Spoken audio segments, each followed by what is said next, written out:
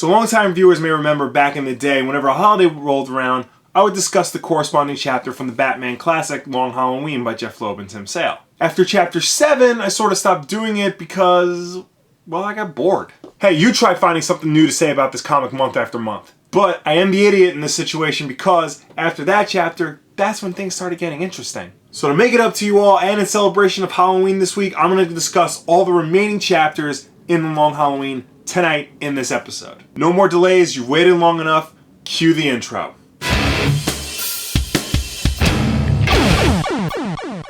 If you haven't done so already, click these annotations for a recap because I'm not discussing what happened previously, just moving forward. We left off in May, Mother's Day. Jim Gordon and Harvey Dent are committing to their theory that Bruce Wayne may be involved with the Falcone family in some way, maybe even the Holiday Killer himself, and are moving forward with their investigation. They approach him for questioning. Unfortunately, Scarecrow hit him with fear toxin after a recent scuffle previously, and he's not in the best state of mind right now. By the time they finally catch Bruce, he's having a total freak out in front of his mother's grave, so yeah, not looking good. Holiday's victim this time around? The man who makes his .22 caliber handguns. Basically getting rid of all witnesses. Next month is June, Father's Day. Bruce Wayne is now on trial for his alleged connection to the Falcone crime family. We learn in this chapter that Thomas Wayne did help save Carmine Falcone's life, and Bruce Wayne was watching it as a young boy as it all unfolded. And it's that connection that they're using against Bruce in court. Don't worry, he gets acquitted, because of course he does. Meanwhile, Gordon and Dent are still struggling to be good husbands to their wives who they keep neglecting over this case. And they're both dealing with it in the opposite direction. We really see Dent's descent in this issue over the frustration of not bringing criminals to justice. This is even the debut of his famous coin. And the holiday target this month is Luigi Maroni, Sal Maroni's father. Just punching that theme of Father's Day right in your face in case you're missing it. Because Sal Maroni already thinks Holiday has a connection with Falcone, and because he wants Falcone out of the picture completely, he makes a deal with Dent to finally end all this madness. Also, no Batman in this issue, just pure Bruce Wayne. Thought I'd bring that up. Moving on to July, Independence Day. This issue opens with the Gotham City coroner being taken out by Holiday. This is the first time a civilian winds up being a victim. And after 2 issues, Batman finally apprehends Scarecrow, who is now teamed up with the Mad Hatter. But they've been committing crimes that seem way out of their level, which leads Batman to think they're having help in some way, maybe possibly from Falcone. Lastly, Harvey Dent apologizes to Batman for making a mistake regarding the Bruce Wayne situation. But Batman is starting to think that maybe Harvey Dent is hiding something from him and Gordon.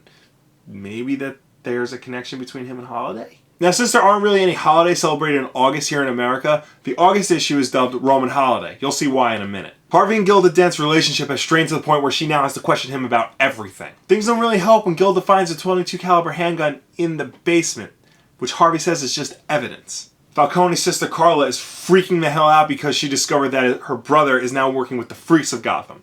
But in the middle of this argument, they stop to go celebrate Carmine's birthday. Also happening at this time, Maroni is testifying against Falcone in court when all of a sudden, acid to the face.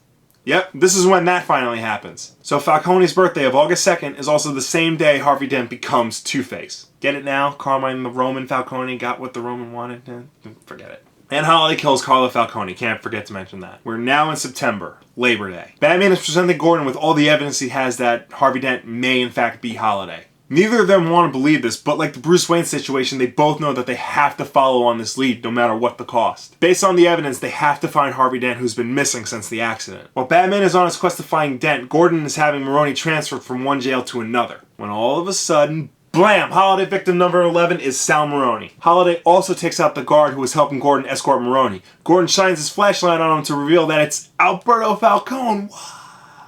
Yeah, the Roman son who died in the New Year's issue.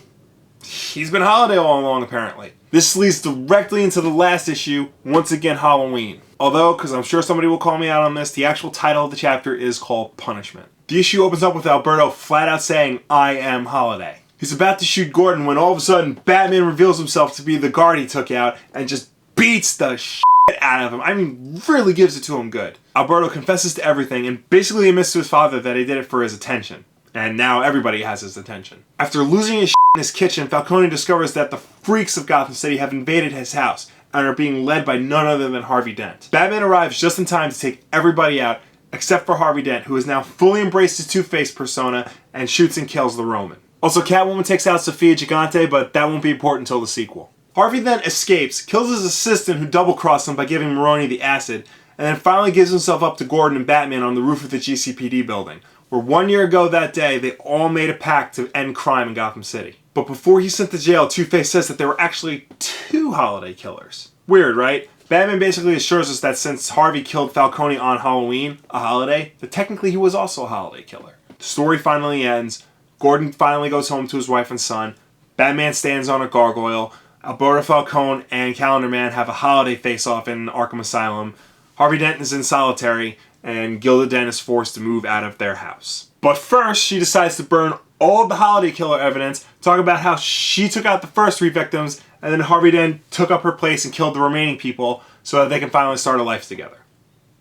Wait, yep. In one of those twists that really only makes sense when you go back and read the book a second time, it turns out that both Dents are actually the holiday killer, each taking out a member of the Gotham City Mafia in order to rid the town of crime once and for all, and maybe actually start a family. And that's pretty much it. The story of 3 men's quest to rid a town of crime and not lose their sanity in the process ends on a down note, but a really weirdly optimistic down note. Gordon still believes that Gotham can recover, and Batman believes that he can make that happen just by being Batman, by continuing his quest, his war on crime.